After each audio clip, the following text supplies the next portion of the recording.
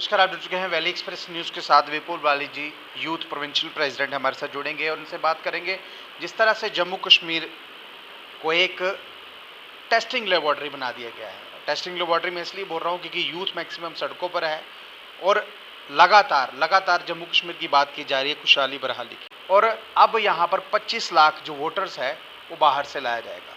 25 lakh voter यानी कि जो रनिंग वोटर्स होगा, अब जो बाहर के लोग यहाँ पर रहने वाले हैं, कहीं ना कहीं उनको वोट डालने का हक।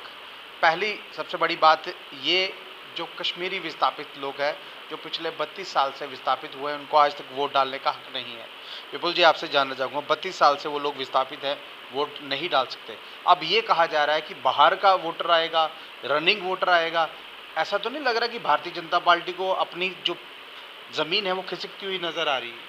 नहीं, देखिए, भारतीय जनता पार्टी की ज़मीन तो खिसक चुकी है। दूसरी बात, जो चीफ इलेक्टोरल ने जो प्रेस कॉन्फ्रेंस की हरदेश जी ने, उसके बाद जम्मू कश्मीर में एक हड़बड़ी का माहौल बन गया। और जब हमारी पार्टी ने प्रेस कॉन्फ्रेंस की तो हमारी पार्टी ने ये बड़े विनम्र तरीके से गवर्नमेंट ऑफ इंडिया से कहा कि आप जम्मू कश्मीर के लोगों से क्या करने जा रहे हैं, ऐसा मत कीजिए। जो जम्मू कश्मीर के लोग हैं वो आगे ही पिछले 3-4 साल से धारा 370 टूटने के बाद सड़कों पे हैं और युवा प्रोटेस्ट कर रहे हैं, हर तरह के प्रोटेस्ट हो रहे हैं। उसके बाद इलेक्शन कमीशन की तरफ से हर अखबार में गवर्नमेंट ऑफ इंडिया की तरफ से ये क्लैरिफिकेशन आया कि नॉन लोकल जो हैं वो वोट नहीं डालेंगे। मगर इस कन्फ्यूजन का जो है वो मुझे लगता है कि पीएचईडी और बीजेपी को एक संजीवनी का काम किया है। आज 3 दिन हो गए हैं, इस पर क्लैरिफिकेशन आ चुका है गवर्नमेंट ऑफ इंडिया से। पर हैरानगी की बात यह, ना इस मुद्दे को पीएचईडी छोड़ना चाहता है और ना ही इस मुद्दे को बीजेपी छोड़ना चाहती है। दोनों लोग मिलके लोगों को बेवकूफ़ बना रहे हैं। मुझे तो ऐसा लगता है कि पीएचईडी और बीजेपी जो हैं वो एक ही सिक्कू के दो पहलू, खास करके स्टेट बीजेपी में कहूँ तो वो एक ही पहलू है। वो इसी चीज़ पे बात कर रहे हैं कि वो कह रहे हैं कि 25 लोग आ जाएं तो अच्छी बात है, और वो कह रहे हैं कि 25 लोग ना आएँ, जबकि ये बात ही नहीं है। इलेक्शन कमीशन ने क्लियर किया है कि 2015 के बाद इलेक्शन कमीशन ने जो 18 साल से लोग ऐड हुए, जब 2019 के चुनाव हुए तो 18 साल से लोग जो हैं वो ऐड होंगे। वेस्ट पाकिस्तानी रिफ्यूजीज़ जो थे, जो सिर्फ एमपी के इलेक्शन में वोट डालते थे, वो ऐड होंगे। गोरखा समाज के लोग जो वोट नहीं डालते थे वो ऐड होंगे। वाल्मीकि समाज के लोग जो वोट नहीं, वो लोग ऐड हो रहे हैं। एक छोटी सी मिसकम्युनिकेशन को जब क्लैरिटी भी दी जाती है, और मुझे हैरानगी इस बात की है कि पीएचईडी और बीजेपी उसको छोड़ने के लिए तैयार नहीं है। बिल्कुल जी, ये सब लोग अगर वोट डाले भी तो लगभग 7 से 8 लाख वोटर बनता है और भारतीय जनता पार्टी 25 लाख वोटर की बात कर रही है। और सबसे बड़ी बात उन्होंने ये बोली कि जम्मू में रहने वाले लोग, देखिए जम्मू में तो यूपी बिहार के लोग भी रहते हैं, बहुत देर से रहते हैं। वो यहाँ पर उन्होंने डोमिसाइल भी बना लिया है, आधार कार्ड भी उनके पास है, वोटर आईडी कार्ड भी उनके पास है। अगर सब कुछ उनके पास है तो ऑटोमेटिकली ऐसा लग रहा है ये वोट भी डलवाएंगे उनसे। नहीं, मैं आपको ये बता दूं, जम्मू कश्मीर अपनी पार्टी का ये क्लियर स्टैंड है कि अगर इस तरह का होगा तो जम्मू कश्मीर अपनी पार्टी इस चीज़ को बर्दाश्त नहीं करेगी। देखिए, एक चीज़ बोलने में और एक चीज़ रिटर्न आने में बड़ा फ़र्क होता है।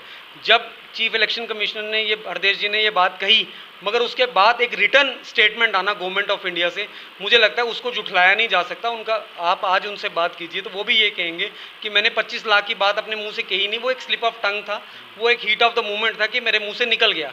और बीजेपी उसमें बुनाने में लगी, क्योंकि बीजेपी को एक ही चीज़ दिखती है, जिसका कश्मीर विरोध करे, पीएचईडी विरोध करे, उसका हम सपोर्ट करें ताकि हम लोगों के सेंटीमेंट से खेल सकें। लेकिन आपने अभी बोला केंद्र से इस तरह का बयान आना, लेकिन यहाँ पर डॉक्टर निर्मल सिंह जी कहीं ना कहीं उसको शेल्टर देते हुए नजर आ रहे हैं। शेल्टर इसलिए बोल रहा हूँ क्योंकि वो बोलते हैं कि यहाँ पर गुलाम नबी आज़ाद साहब जो है वो बाहर जाके इलेक्शन लड़ रहे हैं, उनको ये नहीं पता वो मेंबर पार्लियामेंट की इलेक्शन थी और उसको पार्टी से मैंडेट मिला जा रहा है, और वो जम्मू कश्मीर में नहीं, वो पार्टी मैंडेट दे रही है।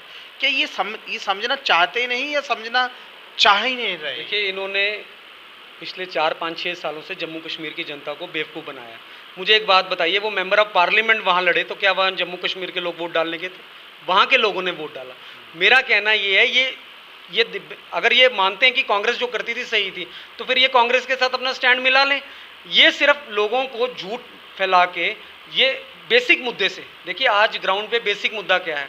आज ग्राउंड पे बेसिक मुद्दा है, आपने सब इंस्पेक्टर के पेपर किए, वहाँ स्कैम हो गया और आपने वो सीरीज तो क्वैश कर दी, अच्छी बात की आपने, मगर आपने क्या एक आदमी पे एफआईआर लगाई? क्या किसी को आपने अरेस्ट किया? सेम चीज़ सीआईए बीसीएफ के साथ हुआ, उनकी आपने लिस्ट क्वैश कर दी। क्या आपने, अब सुनने में आ रहा है कि फाइनेंशियल अकाउंटेंट्स की भी वो लिस्ट क्वैश करने की तैयारी में। तो आप लिस्ट तो क्वैश कर देते हैं, आप उस चीज़ जिसने ये घोटाले किए होते हैं आप उनको पकड़ते क्यों नहीं?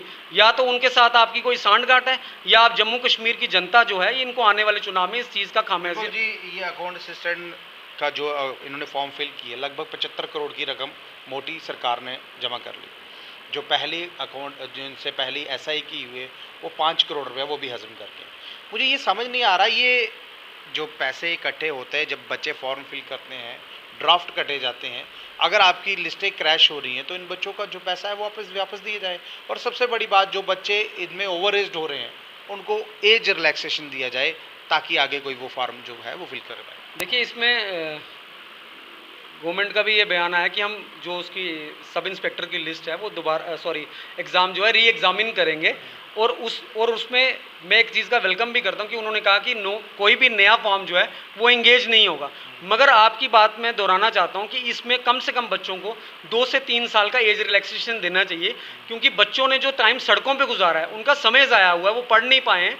तो आप इमीडिएटली अक्टूबर में पेपर करा देंगे तो बच्चे तैयारी कैसे करेंगे? तो मेरा ये एलजी साहब से और गवर्नमेंट ऑफ इंडिया से ये अपील है कि आप उनको थोड़ा टाइम दीजिए, और ये जो लिस्ट क्वैश की है कम से कम एक एग्जाम्पल सेट कीजिए। जिन लोगों ने इस पे, आपने सीबीआई के छापे करवा दिए, आपने ये करवा दिए, छापों का दौर चल रहा है, मगर छापों का रिजल्ट कुछ नहीं मिल पा रहा है। रिजल्ट ये होना चाहिए कि जो लोग इस स्कैम में पाए गए हैं उनको दर्द दबोच के अंदर डालना चाहिए। देश भर में छापे चल रहे हैं, अन्य पार्टियों को तंग किया जा रहा है, नाम नहीं लूँगा किसी का। ऐसा लग रहा है कि जो पॉलिटिक्स का स्तर है वो ऐसा लग रहा है कि ईडी या जो एजेंसियां हैं वो खेल रही हैं, क्योंकि सबको दबा कर फिर उनको अपनी पार्टी में लाना। क्योंकि नाम नहीं लूँगा किसी पार्टी का। अब अगर ये कहा जाए कि एसआई की लिस्ट कैंसिल कर दी, रेड हुई, 5 से 4 बच्चे पकड़े गए, बाकी कहाँ गए? क्योंकि पैसा तो जो सारा था वो भारतीय जनता पार्टी के ऑफिस में एग्ज़ाम तक बेचे गए थे, ये तथ्य के साथ। मैं वही कह रहा हूँ, अगर आपकी सरकार है इनडायरेक्टली पिछले 4 साल से, आप एक एग्ज़ाम करा रहे हैं और आप उनको पकड़ नहीं पा रहे, तो आपको ये बोलना चाहिए कि हम विफल हुए हैं। आपकी एजेंसीज क्या काम कर रही हैं? अगर आपकी एजेंसीज ने आपको तथ्य दिए हैं तो डिसीजन तो आपको लेना है, डिसीजन तो गवर्नमेंट को लेना है। मैं ये आपके माध्यम से ये अपील करता हूँ कि जिन लोगों ने भी, देखिए, देश सबसे पहले होना चाहिए, स्टेट सबसे पहले होना चाहिए। पार्टियाँ बनती बिगड़ती रहेंगी। आज 70 साल की आज़ादी में हज़ारों पार्टियाँ बनी और हज़ारों पार्टियाँ बंद होगी। देश का जो युवा है उसके साथ खिलवाड़ नहीं होना चाहिए। जिसने भी उनके साथ खिलवाड़ किया है उसको जेल की सलाखों के पीछे होना चाहिए। देश के युवा को आपने बोला खिलवाड़ नहीं होना चाहिए, लेकिन देश के युवा को तिरंगा, इन्होंने बोला हर घर तिरंगा, हर में तिरंगा, हर एक आदमी को तिरंगा देना बहुत अच्छी बात है, तिरंगा उठाना अच्छी बात है। लेकिन जब कोई राशन लेने जाए और उसको राशन ना दिया जाए, कहा जाए कि पहले तिरंगा होगा उसके बाद राशन दिया जाएगा, नहीं तो आपका राशन बंद कर दिया जाएगा, इसको किस तरह देखते? देखिए, ये बदकिस्मती है। मैं एक बात बोलता हूँ, तिरंगे की जो इज्जत है, तिरंगा और माँ बाप, ये ऐसी चीज़ें, इनकी इज्जत मन से है।